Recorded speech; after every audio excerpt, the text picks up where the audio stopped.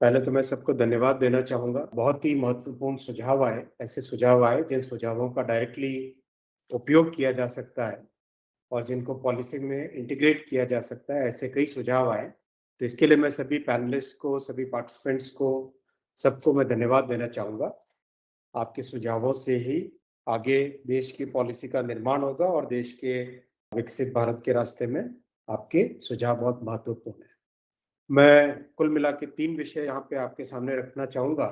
पहला विषय है क्रिएटर्स इकोनॉमी, एक ऐसा सेक्टर बन के उभरा है जो कि पिछले 7-8 वर्षों में और विशेषकर डिजिटल इंडिया की जो पहुँच गाँव-गाँव में हुई है, ग्रामीण क्षेत्रों में हुई है, उसका जो इम्पैक्ट हुआ है, उससे एक पूरी नई इकोनॉमी क्रिएटर्स इकोनॉमी बन के उभरी है। इस क्रिएटर्स इकोनॉमी का फ़ायदा कई तरह से हुआ है।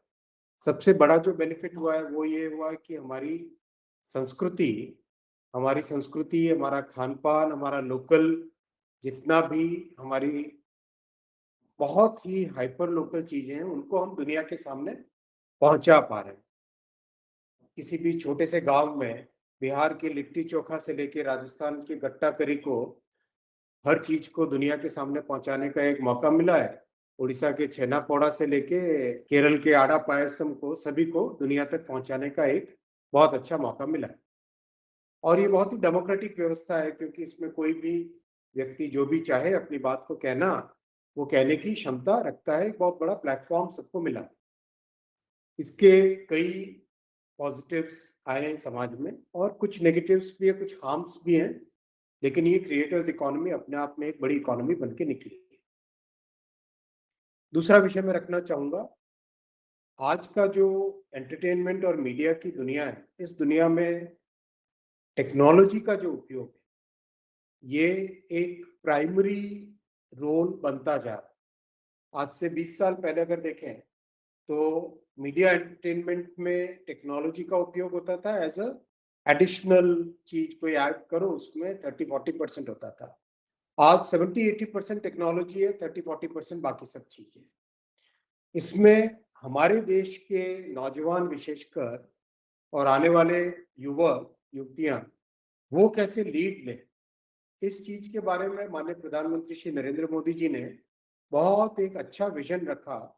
उस विज़न को कन्वर्ट किया वेव्स के प्लेटफ़ॉर्म से। वेव्स प्लेटफ़ॉर्म एक ऐसा प्लेटफ़ॉर्म बना जिसमें हमने मीडिया एंटरटेनमेंट की, जिसको आजकल कॉर्पोरेट की दुनिया में एवीजीसी एक्सआर सेक्टर बोलते हैं, इसको एक टेक्नोलॉजी का प्लेटफ़ॉर्म दिया और बहुत सारे पॉलिसी मेकर्स, इंडस्ट्री लीडर्स, इन सबको एक मंच पे लाके कैसे इस सेक्टर को आगे ले जाना है, इस पे एक अच्छा मेथड बन गया है और ये प्लेटफ़ॉर्म आज अच्छा दुनिया भर में रिकॉग्नाइज्ड प्लेटफ़ॉर्म बन गया है। वेव्स के समिट के बाद में फॉलो अप एक्शन जितना हुआ, in that follow up action, we have been able to showcase our creators' works in the entire world और अब तक करीब-करीब 1000 करोड़ से अधिक बिजनेस मिल चुका है हमारे क्रिएटर्स को। आप इमेजिन कीजिए इस वेव्स के प्लेटफॉर्म के बिना हमारे क्रिएटर्स को दुनिया के मार्केट में कोई पहुंच नहीं होती थी।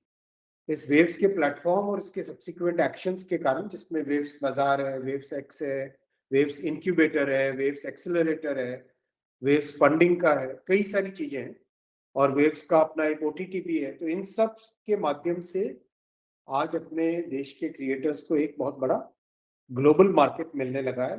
टोक्यो में, ओसाका में, मेलबर्न में, ओंटारियो में, टोरंटो में, हाल ही में जर्मनी में, यूके में, सब जगह हमारे क्रिएटर्स को अपनी प्रोडक्ट्स को, अपने कॉन्सेप्ट्स को, अपने प्रोडक्शन को, अपने कंटेंट को दिखाने का मौका मिला और उससे बहुत अच्छे कॉमर्शियल बेनिफिट्स हुए। 1000 करोड़ से ज़्यादा का बेनिफिट हमारे क्रिएटर्स को मिला।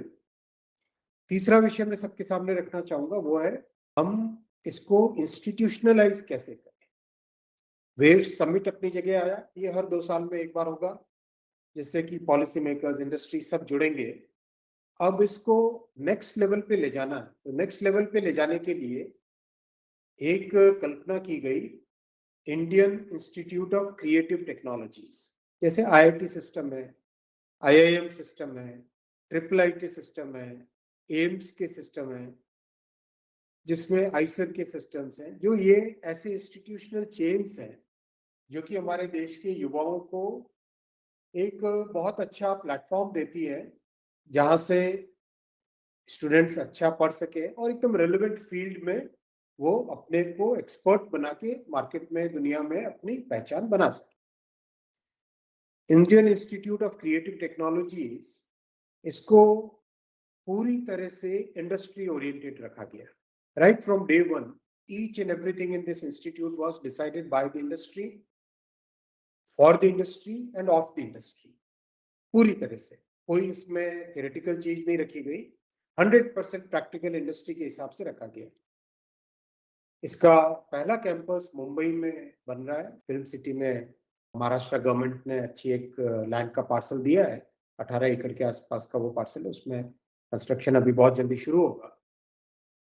लेकिन जो टेम्परेरी कैंपस इसका बना, नेशनल फिल्म डेवलपमेंट कॉर्पोरेशन के 3 फ्लोर्स को खाली करके वहां पे बनाया गया।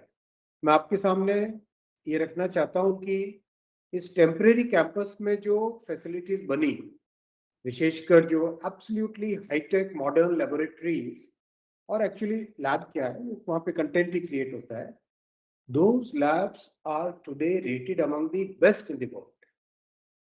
Even those labs which have been created in the temporary campus of first IICT, they are rated among the best in the world, better than all labs in Europe, better than all labs in Asia, and comparable to some of the best in Hollywood. So that kind of potential is there in our country. आपके आज जो सुझाव आए, उन सुझावों में भी ये बात आई, अगर हम इंडस्ट्री ओरिएंटेशन अपने इंस्टीट्यूट्स का कर सकें तो इसमें हम अपने स्टूडेंट्स के लिए बहुत अच्छी रेलेवेंट एजुकेशन दे सकते हैं, जो कि टेक्स्ट बुक से बाहर, टेक्स्ट बुक पढ़ना, अपनी एक थ्योरेटिकल बेस बनाना जरूरी है, लेकिन उस थ्योरेटिकल बेस के ऊपर कैसे हम प्रैक्टिकल नॉलेज ला सकें, वो आईआईसीटी हुआ, गतिशक्ति विश्वविद्यालय हुआ, सेमीकंडक्टर का कोर्सेज हुआ, जिसमें 315 यूनिवर्सिटीज में आज स्टूडेंट्स सेमीकंडक्टर की प्रैक्टिकल ट्रेनिंग ले रहे हैं। They are designing chips, they are actually manufacturing chips and their products are validated in the real world. Telecom में 100 यूनिवर्सिटीज में टेलीकॉम की लैब्स बनी, जिसमें एक्चुअल 5G लगा और वो 5G एक्चुअल में स्टूडेंट्स उसको यूज कर रहे हैं और उसमें यूज केसेस नए बना रहे हैं, उसमें हर तरह के experiments actual real life environment में करते हैं।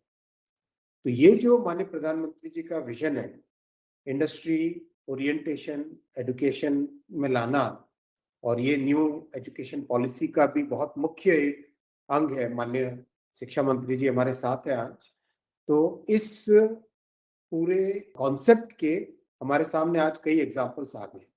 बजट में माननीय वित्त मंत्री जी ने घोषणा की 15,000 क्रिएटर लैब्स बनाने का, 15,000 क्रिएटर लैब। ये हमारे क्रिएट इन इंडिया मिशन का हिस्सा है, जिसका अभी कंप्लीट प्रपोजल बन रहा है उसका। इस प्रपोजल में क्रिएट इन इंडिया मिशन में क्रिएटर्स इकोनॉमी को एक नया प्लेटफॉर्म दिया जाएगा, जिससे 1 करोड़ से अधिक क्रिएटर्स बेनिफिटेड होंगे। उनको टूल्स मिलेंगे, नए नए तरह की ट्रेनिंग मिलेगी, और प्रयास ये रहेगा कि देश के हर पंचायत में कम से कम कुछ क्रिएटर बने ऐसे, जिनको हम ट्रेन कर पाए, जिनको हम नई टेक्नोलॉजी दे पाए, और जिनको हम एक तरीके से एक नया रोजगार का भी, इनकम का भी एक नया साधन दे पाए। ये सब प्रयास चल रहे हैं। साथ ही साथ अभी आपने देखा होगा कि दूरदर्शन में एक क्रिएटर्स कॉर्नर बना है, जिसमें क्रिएटर्स अपने कंटेंट को दे सकते हैं, और उस कंटेंट को दूरदर्शन एज अ प्लेटफॉर्म देता है।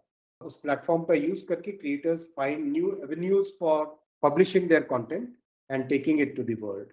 तो कई ऐसे नए इनिशिएटिव्स अभी चल रहे हैं। मैं आप सबको बहुत धन्यवाद देना चाहूँगा कि आपने अपने बहुमूल्य सुझाव दिए, और बहुत ही अच्छे सुझाव आए, सारे सुझाव नोट किए गए। अभी create in India mission final जब होता है, उसमें आपके सुझावों का पूरी तरह से उपयोग किया जाएगा, और साथ ही साथ आईआईसीटी को जब आगे बढ़ाते हैं, नए लेवल पे लेके जाते हैं, और प्रसार भारती के रिफॉर्म्स में भी आपके सुझावों का पूरी तरह से उपयोग किया जाएगा। बहुत धन्यवाद। नमस्कार।